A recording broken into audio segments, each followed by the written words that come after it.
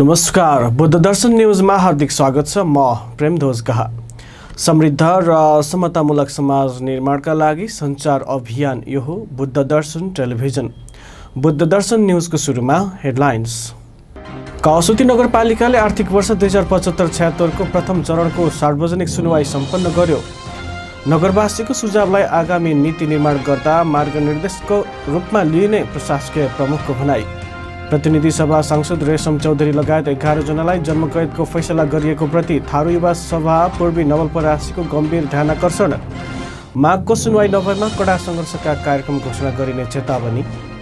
नेपाल पत्रकार महासङ्घ पूर्वी नवलपरासी शाखाको आफ्नै कार्यालय भवन कावासुतीमा बन्ने। जग्गा व्यवस्थापनमा सरकारी तथा गैर सरकारी संस्थाहरूको प्रतिबद्धता। सीके राउतसँग जनमत सङ्ग्रहका विषयमा सहमति नभएको गृहमन्त्री रामबहादुर थापाको भनाई।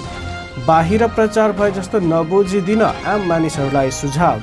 र इथियोपियामा भएको विमान दुर्घटनामा सवार कोही पनि जीवित नरहेको इथियोपियन एयरलाइन्सको।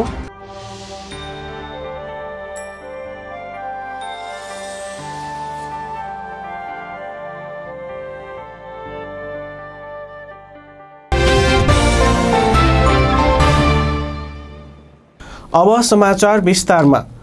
पूर्वी नवलपरासीको काउसुती नगरपालिकाले आइतबार आर्थिक वर्ष 2075-76 को प्रथम चरणको सार्वजनिक सुनवाई कार्यक्रम सम्पन्न गरेको छ। हरेक स्थानीय तहले आर्थिक वर्षभित्र गरेका काम कारबाहीको विषयमा नगरवासीलाई जानकारी दिने र जनप्रतिनिधिहरू नगरवासीप्रति उत्तरदायित्व र जिम्मेवारीताको लागि सार्वजनिक सुनवाई कार्यक्रम आयोजना गरिएको काउसुती नगरपालिकाका उपप्रमुख प्रेमशंकर मर्दनियाले जानकारी दिनुभयो। काउसुती नगरपालिकाकी प्रमुख चन्द्रकुमारी पुनको अध्यक्षतामा सम्पन्न सार्वजनिक सुनवाई कार्यक्रममा नगरपालिकाले यस आर्थिक वर्षका लागि काउसुती नगरपालिकाको नगरसभाबाट नीति तथा कार्यक्रममा क्षेत्रगत हिसाबमा विभिन्न नीति तथा विकास कार्यक्रमहरू तय गरिएको थियो। समानीकरण तथा सशर्त अनुदान, आन्तरिक राजस्व तथा बाँडफाँड हुने राजस्व समेत गरी जम्मा 72 करोड 75 लाख 87 हजारको बजेट अनुमान गरी कार्य गरेको उहाँले बताउनुभयो। त्यस्तै सङ्घ तथा प्रदेशको सरकारबाट प्राप्त हुने विभिन्न अनुदान थप भएको र बाँडफाँड हुने तथा अन्य राजस्वको अनुमानमा समेत फेरबदल भएको भन्दै यस वर्षको हिउँदी नगरसभाबाट संशोधन गरी बजेटलाई 81 करोड 94 लाख कायम गरिएको नगर प्रमुख चन्द्रकुमारी पुनले बताउनुभयो। कुल बजेट अन्तर्गत चालु खर्चतर्फ 48 करोड 72 लाख र पुँजीगत खर्च 33 करोड 22 लाख विनियोजन भएकोमा चालुतर्फ 20 करोड 14 लाख र पुँजीगत खर्च 7 करोड 81 लाख खर्च भइसकेको सो अवसरमा जानकारी दिनुभयो।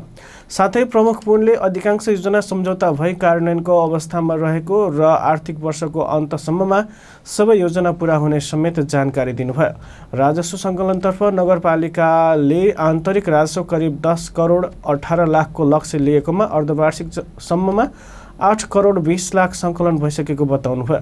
सार्वजनिक सुनवाईमा बोल्ने अधिकांश नगरवासीले काउसुती नगरपालिकाको वडा नम्बर 4 र 5 मा रहेको केरुङ्गे खोलाले स्थानीयमा पारेको प्रभाव, नदीजन्य पदार्थको दोहन र व्यवस्थापनसँगै नियन्त्रणका लागि भएका पहलको बारेमा जिज्ञासा राखेका थिए। नगरवासीले विद्यालय परिसरमै मदिरा तथा सुर्तीजन्य वस्तुको बिक्रीमा नियन्त्रण गरिनुपर्ने, कृषि अनुदान र वडाको भूगोलको आधारमा रकम विनियोजन गर्नुपर्ने, पूर्वाधार निर्माण गर्दा दीर्घकालीन योजना बनाएर गर्नुपर्ने कुरामा जोड दिएका थिए। त्यस्तै देशकै मुख्य समस्या बनेको युवा जगतको विदेश पलायन समस्यालाई नगरपालिकाले योजना निर्माण गरी कार्य गर्नुपर्ने, फोहोर व्यवस्थापनलाई दीर्घकालीन व्यवस्थापन गर्नुपर्ने, अव्यवस्थित बसोबास र सुकुम्बासी समस्या समाधानका लागि नगरले हालसम्म गरेका पहल कदमीका विषयमा जिज्ञासा राखेका थिए। कार्यक्रममा जवाफ दिँदै काउसुती नगरपालिकाका प्रमुख प्रशासकीय अधिकृत रोशन गेवालीले सार्वजनिक सुनवाईमा जिज्ञासा भन्दा पनि नगरको विकासका लागि नगरवासीबाट सुझाव आएको भन्दै नगरवासीको सुझावलाई आगामी दिनमा नीति निर्माण गर्दा मार्गनिर्देशकको रूपमा लिएर जाने बताउनुभयो। नगरपालिकाका उपप्रमुख प्रेमशंकर मर्दनियाले केरुङ्गे खोला सडक तथा ढल निकास र विद्यालय नजिक मदिरा तथा सुर्तीजन्य वस्तुमा नगरपालिकाले ठोस नीति ल्याउने बताउँदै निरन्तर अनुगमनलाई तीव्रता दिँदै युवामुखी विकासमुखी बजेट मार्फत काउसती नगरपालिकाको विकासमा सबैसँग हातेमालो गरेर अघि बढ्ने बताउनुभयो। काउसती नगरपालिकाका प्रमुख चन्द्रकुमारी पुनले सामाजिक विकासका कार्यक्रमहरूमा स्वास्थ्य, खेलकुद, बालबालिका लक्षित समूह, दलित, अल्पसंख्यक तथा मुसहर समुदायका लागि विभिन्न कार्यक्रम सञ्चालन गरिएको, दिगो रूपमा फोहोर व्यवस्थापनका लागि सघन कार्यक्रम अघि बढाइएको, पूर्वाधार निर्माणमा नगर एवं वडा स्तरबाट सडक स्तर उन्नतिका लागि कार्य भइरहेको, मानव र वन्यजन्तु न्यूनीकरणका लागि मेष जाली सहितको प्रखाल निर्माण गरिएको बताउनुभयो। कार्यक्रम काउसती नगरपालिकाको आयोजना तथा मध्यबिन्दु सामुदायिक विकास तथा सशक्तिकरण केन्द्रको संयोजनमा काउसती नगरपालिका वडा नम्बर 5 मा रहेको अकलादेवी मन्दिर परिसरमा सम्पन्न भएको थियो। प्रतिनिधि सभा सांसद रेशम चौधरी लगायत 11 जनालाई जन्मकैदको फैसला गरिएको प्रति थारू युवा सभा जिल्ला कार्य समिति पूर्वी नवलपरासीले आफ्नो गम्भीर ध्यानाकर्षण भएको जनाएको छ। आइतबार संयुक्त प्रेस जारी गर्दै सभाले आइतबार एक प्रेस विज्ञप्ति जारी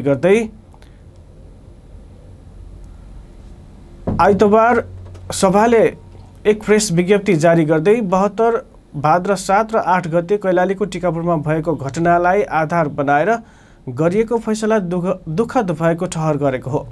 घटनाको छानबिन गर्न गठित विभिन्न छानबिन समितिको प्रतिवेदन, सर्वदलीय संसदीय समिति तथा मानव अधिकार आयोगका प्रतिवेदन सार्वजनिक नगरी ती प्रतिवेदनहरूको अवमूल्यन गर्दै एकपक्षीय र पूर्वाग्रही ढङ्गले गरिएको फैसलाले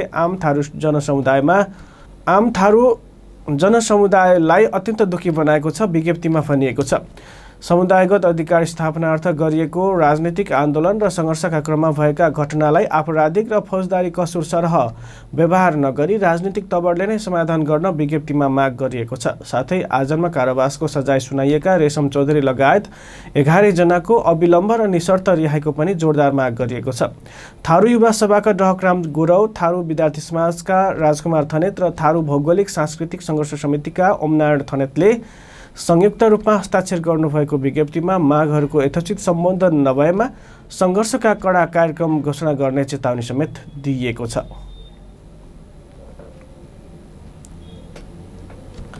पश्चिम नवलपरासीको बर्दघाट नगरपालिका 2 पटुके बस्तीका स्थानीयवासीलाई आफ्नै वडा कार्यालय पुग्न करिब 4 घण्टा पैदल हिँड्नुपर्ने बाध्यता छ।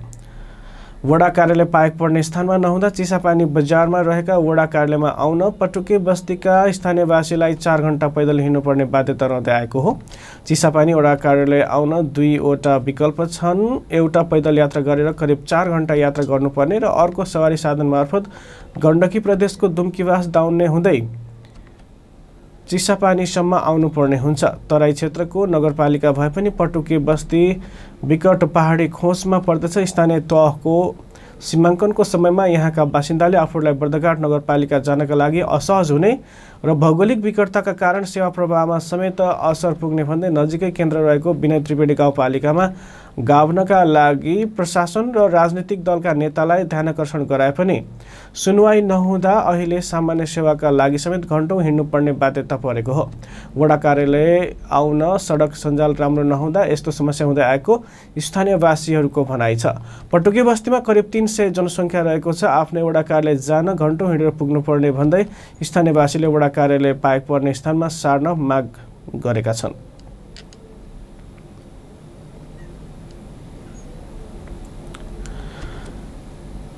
पशुपति साङ्गवेद आवासीय संस्कृत माध्यमिक विद्यालय प्रगति नगरको भूतपूर्व विद्यार्थी मञ्च गठन गरिएको छ। पूर्व विद्यार्थी नारायण प्रसाद भुर्तेलको अध्यक्षतामा 11 सदस्यीय समिति गठन गरिएको हो, जसको उपाध्यक्षमा अर्जुन प्रसाद नेउपाने, सचिवमा रिम प्रसाद आचार्य, सहसचिवमा सनातन रुइजाल, कोषाध्यक्षमा रोशन रेग्मी, सदस्यहरूमा मनोज कोइराला, कमलकान्त घिमिरे, बद्री पौडेल, पिताम्बर तिवारी, लोकमणि पराजुली र राजेन्द्र नेउपाने चयन हुनुभएको छ। विद्यालयमा 2052 सालदेखि 2074 सालसम्म माध्यमिक तह पास गरी विभिन्न क्षेत्रमा कार्यरत विद्यार्थीको समिति गठन गरिएको हो।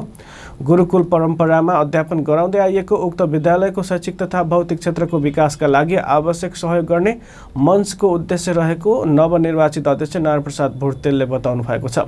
समिति गठन पश्चात बोल्दै भुर्तेलले विद्यालयमा तत्कालै धार्मिक पुस्तकालय, वाचनालय तथा विद्यालयमा अध्ययनरत विद्यार्थीका लागि आवश्यक सहयोग जुटाउनका लागि पहल गरिने बताउनुभयो।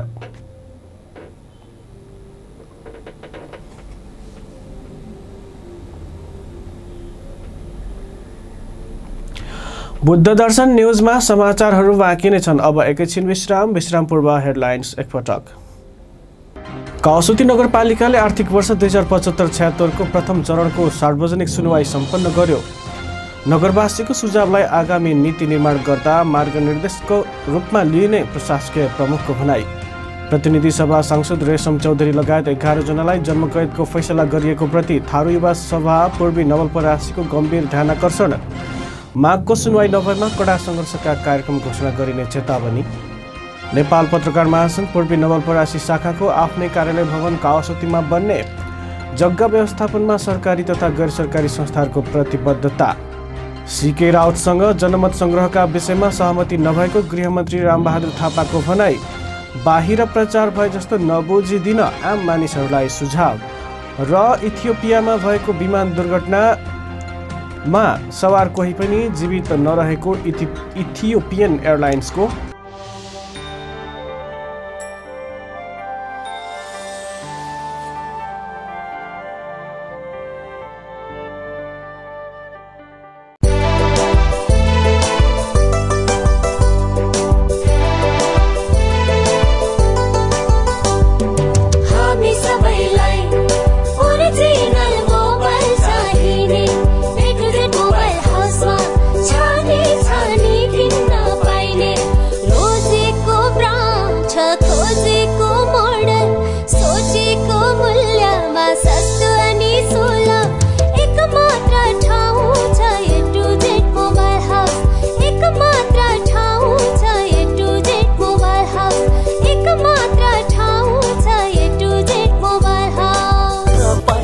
ओरिजिनल मोबाइल को एक मात्र विकल्प A to Z mobile house को चौथो शोरूम मर्मतको लागि अत्याधुनिक सर्भिस सेन्टर सहित कावासोती को थाना चोकमा।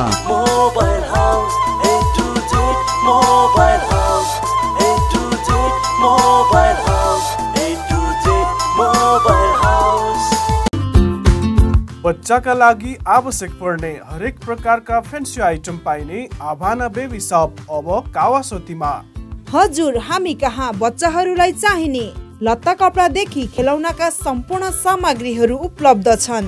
तपाईँ पनि जन्मदेखि 12 वर्षसम्मका लागि चाहिने राम्रा आकर्षक तथा भरपर्दा जुत्ता, चप्पल, झोला, लत्ता कपडा तथा खेलौनाहरू खरिद गर्न चाहनुहुन्छ भने आउनुहोस् कावासोती थाना चोकको आभाना बेबी शपमा। आभाना बेबी शप कावासोती 2 थाना चोक नवलपरासी लक्ष्मी प्लाजाको भुइँतल्ला। Proprietor Rojina Thapa Magar. Mobile 98 6 78 43 409। Mobile 98 154 33 704।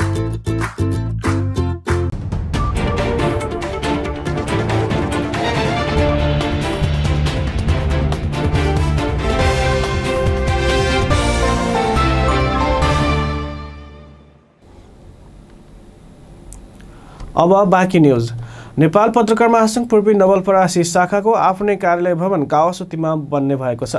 महासङ्घको शाखा भवनका लागि प्रमुख जिल्लाधिकारीको अध्यक्षतामा रहेको जिल्ला जग्गा व्यवस्थापन समितिले आवश्यक प्रक्रिया थालेको र पत्रकार महासङ्घलाई भवन निर्माणका लागि जग्गा उपलब्ध गराउन प्रमुख जिल्लाधिकारी जिल्लास्थित दलहरू पूर्ण प्रतिबद्ध रहेको नेपाली काङ्ग्रेसका जिल्ला सभापति तथा प्रदेश सांसद विष्णु लामिछानेले बताउनुभयो।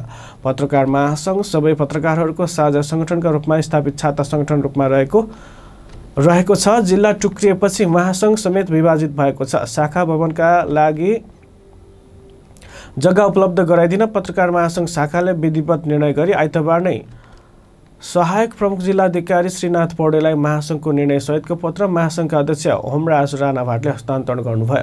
महासङ्घको भवन निर्माणका लागि जिल्ला जग्गा व्यवस्थापन समितिले जग्गा दिने कुरामा सकारात्मक रहेको र महासङ्घलाई कुनै पनि हालतमा जग्गा दिइने सहायक प्रमुख जिल्लाधिकारी श्रीनाथ पौडेलले बताउनुभयो। महासङ्घको पत्र हस्तान्तरण पश्चात सहायक प्रमुख जिल्लाधिकारी पौडेलले प्रमुख जिल्ला अधिकारी जिल्लाका सम्पूर्ण राजनीतिक दल सबैको पत्रकार महासङ्घलाई भवन निर्माणका लागि जग्गा उपलब्ध गराउन अत्यन्तै सकारात्मक रहेको स्पष्ट पार्नुभयो। नेपाली काङ्ग्रेसका महामन्त्री तथा पूर्वी नवलपरासी एक सांसद डाक्टर शशाङ्क कोइरालाले पत्रकार महासङ्घ सबै पत्रकारको छाता सङ्गठनका रूपमा रहेकाले महासङ्घको भवन निर्माणमा आफ्नो जुनसुकै सहयोग पनि रहने र जग्गा उपलब्ध गराउन आफ्नो तहबाट सक्दो सहयोग गर्ने प्रतिबद्धता व्यक्त गर्नुभएको छ। प्रधानमन्त्री केपी शर्मा ओलीले अब देशमा पृथकतावादी आन्दोलन समाप्त भएको बताएका छन्।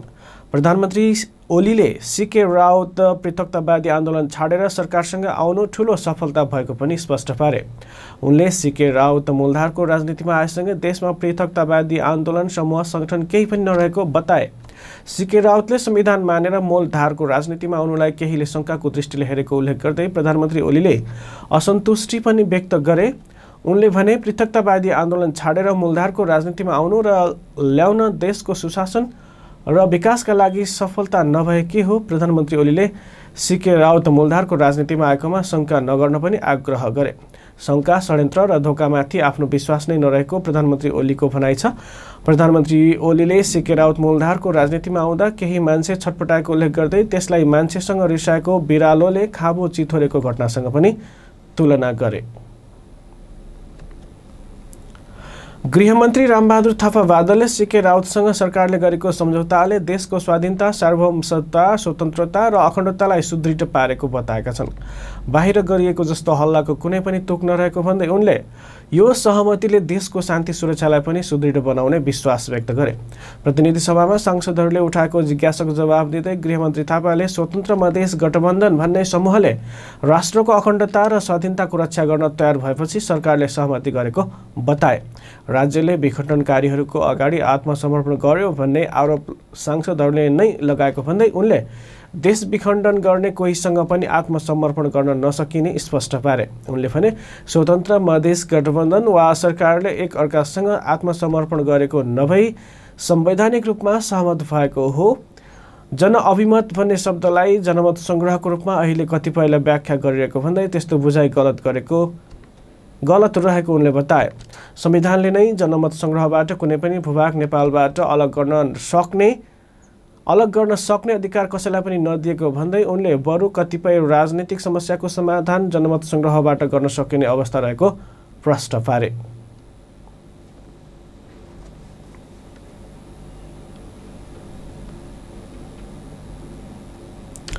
अब इन्टरनेशनल न्यूज। इथियोपियामा भएको विमान दुर्घटनामा विमानमा रहेका कोही पनि जीवित नरहेको इथियोपियन एयरलाइन्सले पुष्टि गरेको छ।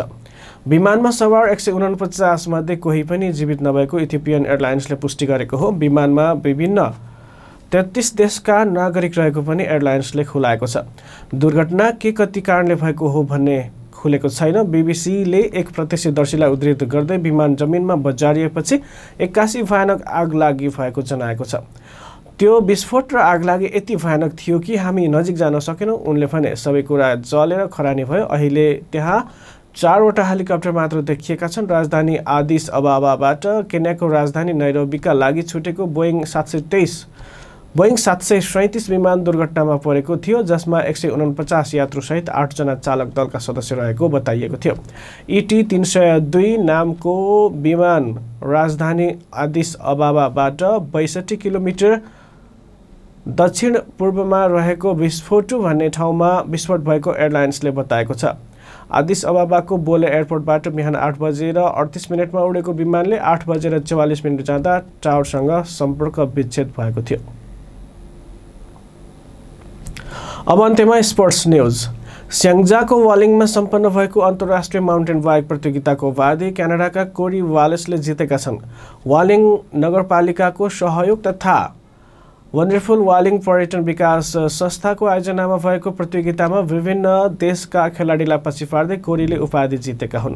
उनले नगद रु 5 लाख, मेडल र प्रमाणपत्र प्राप्त गरेका छन्। 100 किलोमिटरको दूरी तोकिएको समय 10 घण्टामा 6 जना प्रतिस्पर्धीले मात्रै पूरा गरेका प्रतियोगिताका निर्देशक दिनकर नेपालले जानकारी दिनुभयो। टाइटल विजेता क्यानाडाका कोरीले 6 घण्टामा 100 किलोमिटरको पहाडी साइकल यात्रा पूरा गरेका थिए। त्यस्तै नेपाली खेलाडीमा पुरुषतर्फ हप्क बहादुर लामा पहिलो भएका छन्। उनले नगद 1,50,000 पाएका छन् भने दोस्रो भएका कमल ओली र तेस्रो भएका सन्तोष गुरुङले क्रमशः रु 50,000 र 30,000 प्राप्त गरेका छन्। त्यस्तै महिलातर्फ लक्ष्मी मगर पहिलो भएकी छन्। उनले 3 लाख रुपैयाँ पाएकी छन् भने दोस्रो भएकी सोनी गुरुङले रु 50,000 पाएकी छन्। प्रतियोगितामा क्यानेडियन खेलाडी, भारतीय खेलाडी, आर्मी, APF लगायतका गरी 27 भन्दा धेरै खेलाडीको सहभागिता रहेको थियो। हामी बुद्ध दर्शन न्युजको अन्त्यमा छौँ। बुद्ध दर्शन न्युजको अन्त्यमा फेरि एकपटक हेडलाइन्स।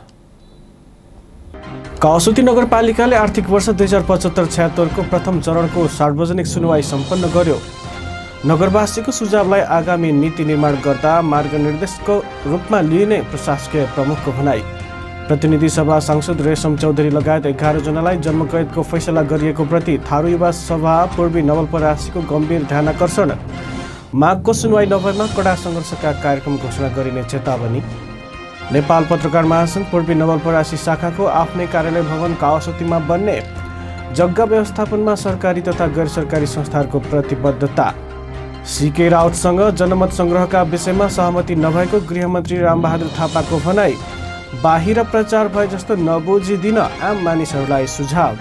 र इथियोपियामा भएको विमान दुर्घटनामा सवार कोही पनि जीवित नरहेको इथियोपियन एयरलाइन्सको।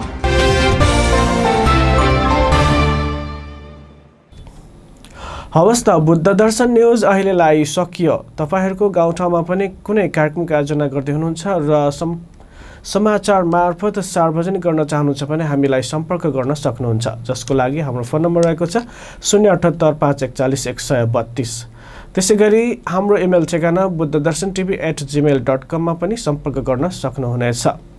समृद्ध र समतामूलक समाज निर्माणका लागि सञ्चार अभियान बुद्ध दर्शन टेलिभिजन हेर्दै गर्नुहोला। न्युज डेस्कका सम्पूर्ण युनिटसँगै म प्रेमध्वज गाहा बिदा हुन्छु। नमस्कार।